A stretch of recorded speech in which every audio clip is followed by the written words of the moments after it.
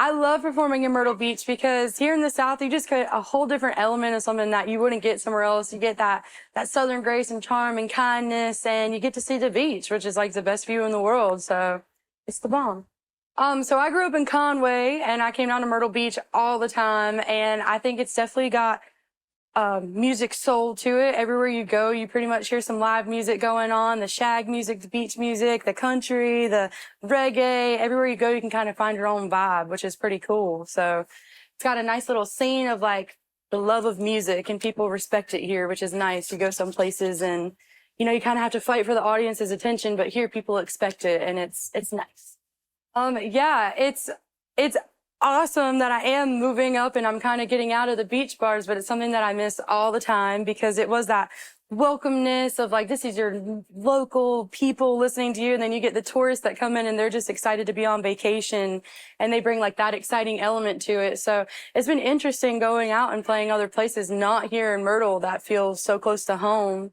And, you know, just trying to navigate through how to find the right vibe for different audiences and stuff. So it feels great to come back home and do stuff because it's almost like the comfort, the home base, and being able to do what I'm used to. So growing up, music has been my entire life. And so I got the extremely unique opportunity to go and audition for American Idol, which was one of my lifelong dreams ever. And I truly think that, you know, my family inspired me a lot and all of that, but getting to go out and hear people tell me like, you're actually really good, and like, you might should think about auditioning for something. It added like this other fire under my tail that was like, maybe you really could do really well if you went out and did that. So I think it was a combination of my family pushing me, wanting to make my dad proud, and then, of course, like going out and getting the natural reaction of people, especially the locals. They're like, we need our Conway little superstar. So it's pretty dope. It's pretty cool. It was awesome. And my experience there was amazing. They gave us all princess treatment, and I got to meet some people. Like, I grew up listening to Lionel Richie, and I got to stand with him face to face and get his advice. And Katy Perry, I've been listening to her since summer after high school when we first met. And yeah, it was just an amazing experience getting to see them in real life alone, and then getting to meet so many amazing, like, talented people along the way.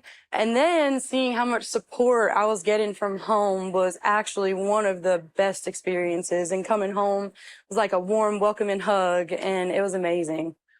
I've been bouncing back and forth the past couple of weeks trying to record some music and stuff from Nashville to Atlanta and back to home. And it's kind of cool. I tell people, like, you know, I'm from Conway, but like, I live in the country, but I'm 20 minutes from the beach, like Myrtle Beach. And so they like to say I'm the coastal cowgirl because I have my dreadlocks and I sing country or whatever. But they're always like, well, it makes sense. It makes sense because you got kind of the beach vibe, but there's still some twang there. So it's almost like they can catch the groove of your personality just by finding out where you're from.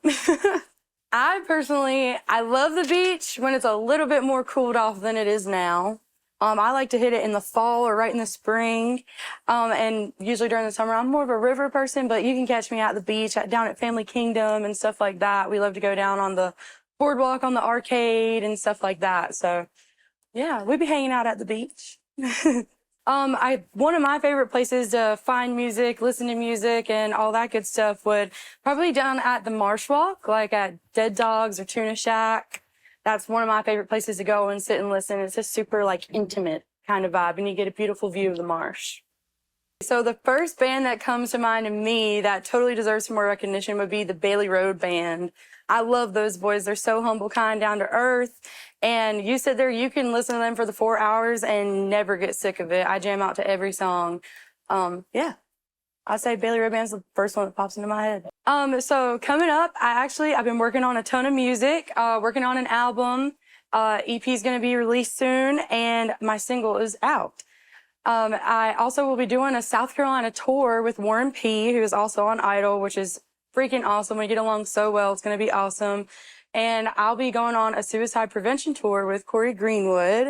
I'm actually leaving for Alaska and all that cool stuff to go with them. And all the little things in between, finding some gigs here down at the beach, of course, can never leave too far from home.